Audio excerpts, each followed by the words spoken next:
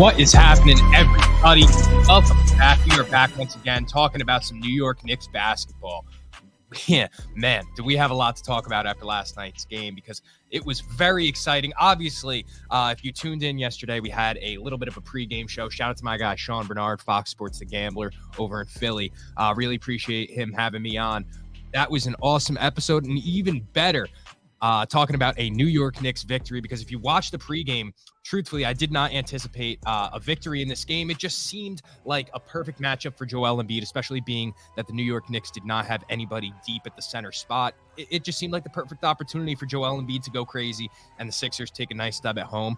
But lucky for us, that was not the case. Jalen Brunson putting on a crazy performance last night. And shout out to OG Anunoby for stepping up in the offensive game. The guy is now the NBA leading record in plus minus in his first 3 games with a new team. So that's very exciting, obviously, for the New York Knicks, being that you spent a couple assets in RJ Barrett, Emmanuel Quickley, and essentially what looks like a first-round pick. The Pistons' second rounder this year, going to be the 31st pick of the NBA draft. Man, what a great game for the New York Knicks last night. Can we just say that? Like, am I allowed to get some flowers here for my Knicks? Because that was an awesome performance all around the board. And it was a measuring stick game. We said it from the jump. Let's get these highlights going, because there's so much in here to be happy about as a New York Knicks fan. I mean, the ability for the New York Knicks to be a good team without Julius Randle necessarily having an incredible game was something to really be looked at here. And that's really what I took from this, is that even though the New York Knicks didn't get that production from Julius, they still came out and they were able to get it elsewhere.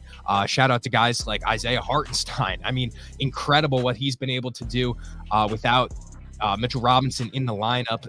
Really just not what anybody expected a guy like that to come through and step up off of the bench. Obviously, there's no depth there behind him, but man, he steps up coming off of a 20 rebound game, 5 blocks, and he's still, we expected in the pregame him to take a step back. He did not by any means, and that's really, really something to behold. Dante DiVincenzo lights out from deep again. You see it right here. And Miles McBride, somebody that really has to step up now in the absence of Emmanuel Quickley. He was getting his game off yesterday. Something to really behold. 4 for 4 from deep early, and that was really a pivotal moment for the Knicks in that first half when they were able to come out and establish that lead. They kind of dominated the game. And right here, again, another Jalen Brunson 3. And I know the Knicks necessarily had some luck in this game.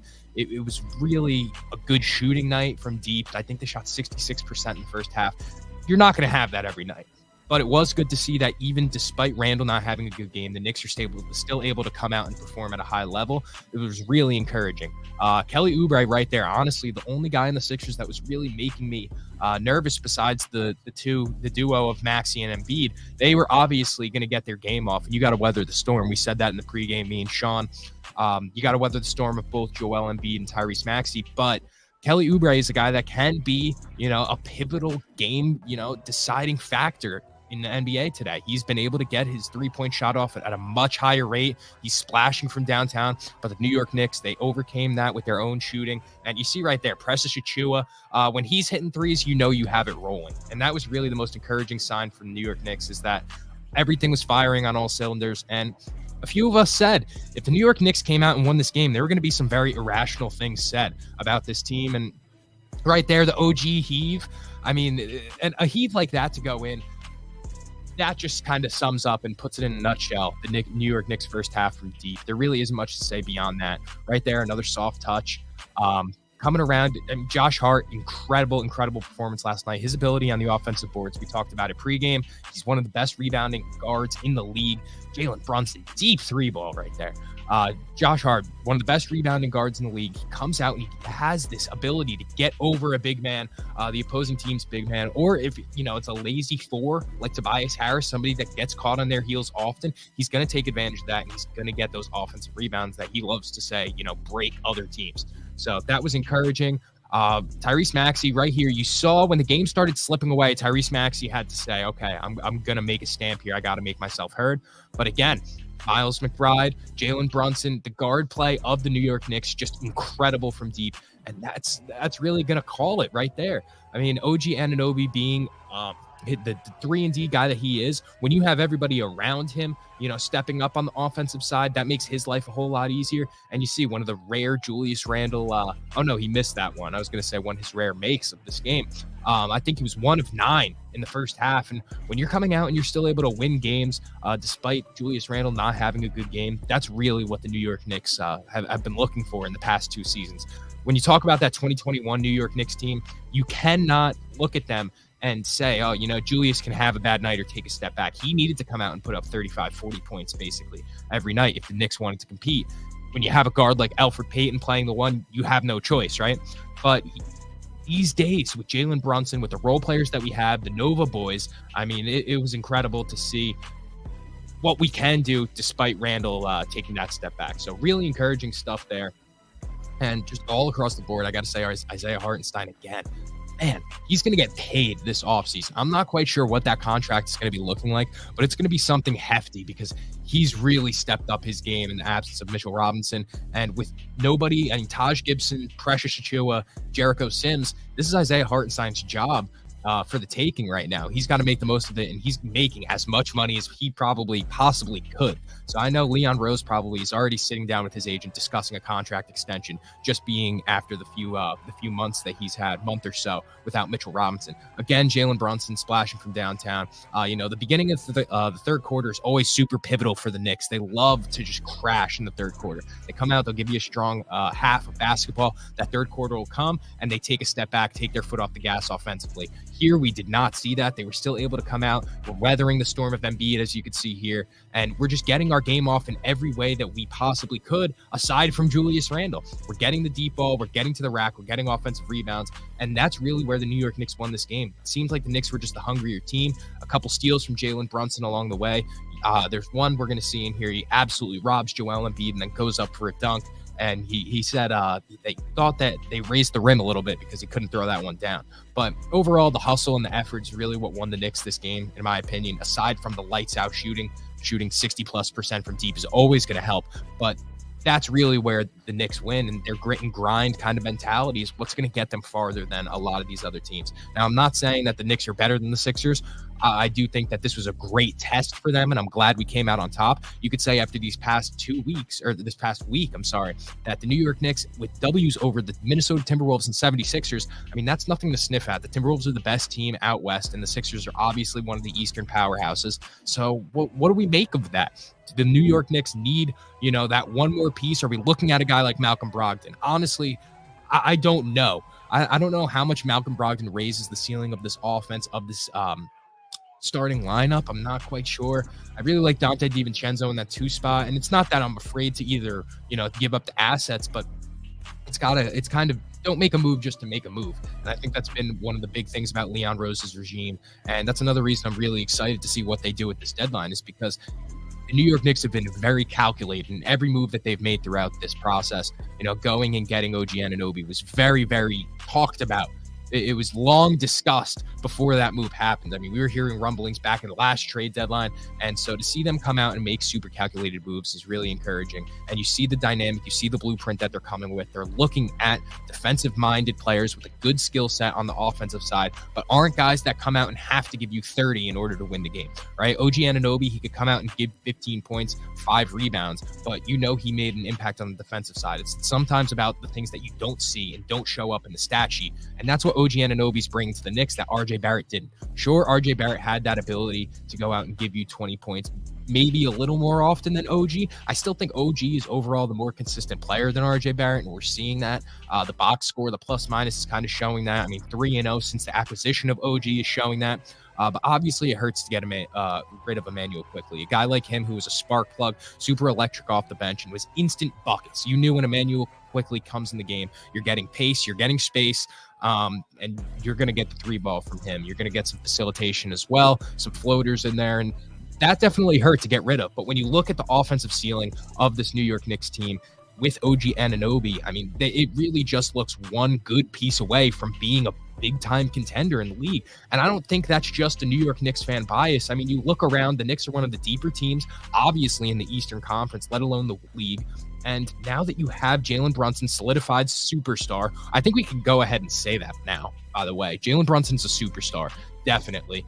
Julius Randle playing at an all-NBA level once again, and the Knicks are just one good piece away. I said it pretty consistently. I'm looking over at the Phoenix Suns. I'm looking over at Devin Booker, former CAA clientele of Leon Rose. His first contract in the NBA was signed at the same table with Leon, and they're familiar with each other. That's where I think this could come into play. The Phoenix Suns are having a disappointing season. Bradley Beal can't stay healthy, back spasms, back issues constantly. And we're hearing rumbles of Kevin Durant, once again frustrated. What else is new? Truthfully, Kevin Durant gets frustrated everywhere he's been going. And here we see a great game overall by the Knicks. But I really am looking at Devin Booker. I really think he could be a pivotal piece of this Knicks team moving forward, especially if they're looking at a guy that's going to bring some defensive prowess at that same time. So I think D-Book could be a candidate. I also think a guy like Brandon Ingram, if you can go out and get him, if he's available, that would be fantastic. I don't know if the Pelicans are going to be sellers. Zion Williamson isn't a guy I'm necessarily too high on, especially seeing his physique the past year or so. Who else? DeJounte Murray. I mean, not a name I'm necessarily too high on either. I don't know. There aren't many options. We saw Jalen Green right there. He got thrown in by Gilbert Arenas the other day as a potential superstar the Knicks could be going after. I don't think so. I'm sorry, Gilbert. I don't know about Gilbert's takes as of late. Gilbert Arenas, extremely, extremely questionable basketball takes on these podcasts. It looks like the more appearances they're giving him, the more he's kind of just running away with all of this. It's getting a little out of hand. Gil, I need you to chill. I know his name is No Chill Gil on Instagram, but man, he's out of pocket right now. He's super out of pocket. Another name that was getting thrown around. I mean, the Bogdanoviches, those are guys that aren't necessarily obviously superstars, but they're going to make an impact 3-and-D type of players. I wouldn't mind going and getting Bojan, or Bogdan. I'm sorry, the younger one. I'm drawing a blank on which that could be at the moment, but I think, Kevin Knox, wow, former Knick legend. But I think another 3-and-D guy, some scoring off the bench is really what New York needs in order to propel them, at least for right now. And then in terms of that, it's really just that one big superstar. So I think it's just going and waiting till somebody's disgruntled. I don't think Karl Anthony Towns is that guy. I don't think DeJounte is that guy. I don't think who else, I don't think Zach LaVine or anybody in the Chicago Bulls organization right now is that guy for us. Like I said, there's very limited players that I would really put in this position and sell all the assets for. Donovan Mitchell, a guy you could acquire in free agency, so I'm not really sweating that too much. I'm seriously looking at D-Book. That's it. That's really the number one name on my list. Anthony Edwards isn't a guy that's going to be on the trade block anytime soon, so you got to figure out who is going to be disgruntled, whose team is disappointing, who has the likelihood of disappointing come playoff time. Man, I don't know if Jonas Valanciunas got off the ground when he jumped to try and block that. Oof, that's tough. That's a tough scene. But yeah, that's really I'm not too sure where the Knicks can move from here, because they thought Tom Thibodeau maxed out the potential of the last group. So I'm really curious to see now where they think we can go from here, because it's listen, it's not easy going out and just getting a superstar. Much easier said than done. And the Knicks are going to have to really make a big splash if they want to put themselves into NBA Finals contention.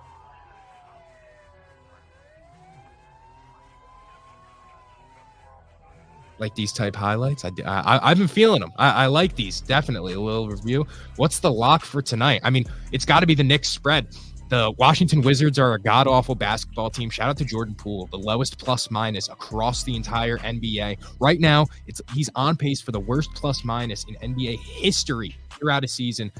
He stinks. I can't believe his name was getting thrown around in trade talks for the Knicks. That's the thing. I'm so glad Leon Rose was patient in this process, because now we're seeing if he went out and he made a deal for Jordan Poole because he looked good in the Warriors offense, you would see that was not the move to make by any means. It wouldn't have made any sense. It wouldn't have fit this offense. He plays zero defense whatsoever, and it would have been a very, very bad move for the New York Knicks to make. So I think the lock tonight is the Knicks spread, because the Knicks beat bad teams. That's what they do these days. Finally, we could say that the Knicks beat bad teams. I mean, how long have we said, the Knicks come out and they just play down to their opponents? It's so refreshing to see them here and playing ball, because when you have a good record against the good teams in the slightest, and you're beating up on bottom feeders, you're gonna go far in the NBA season. I promise you. I think this Knicks team has some promise, and I think the trade deadline is going to be pretty good to us. I don't know how big of a move it could be, but man, I do know that they're here to chat for sure come trade deadline time.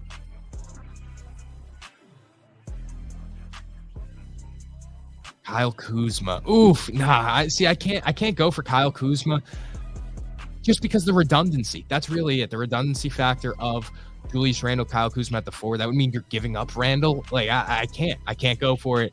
You're not putting either of them at the 5. That's not something Tom Thibodeau would really look for, I don't think. So I don't know. I am locking up the Knicks spread tonight, and I do think that that's going to be super bet on. But at the same time, Knicks come out and they always beat up on the bottom feeders. So let's see it. All right, I think that's going to wrap me up for today. Good little chat. Let's come back tomorrow. We're going to talk some NFL stuff, linking up with the Strictly NFL guys, my guy Constantine. We're going to come over and chat some football, some week 18 picks, because week 18 is a wild time across the league, and I'm super excited to see what it has in store. So let's go. Let's make some money tomorrow morning, probably like 10 a.m. I'd say. Yeah, let's say 10 a.m. 10 a.m. tomorrow morning. Let's cash out and let's go Knicks tonight, baby. Let's do it.